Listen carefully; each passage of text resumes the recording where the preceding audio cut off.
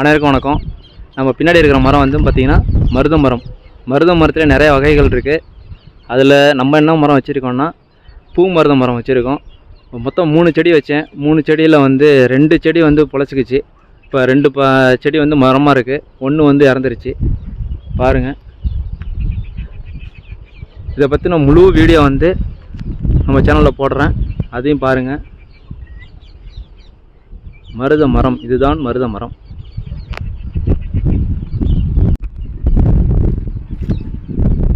எவ்வளோ அழகாக இருக்குது பார்த்தீங்களா? பூ மருத மரம். இது மருத மரத்தில் நிறைய வகைகள் இருக்குது.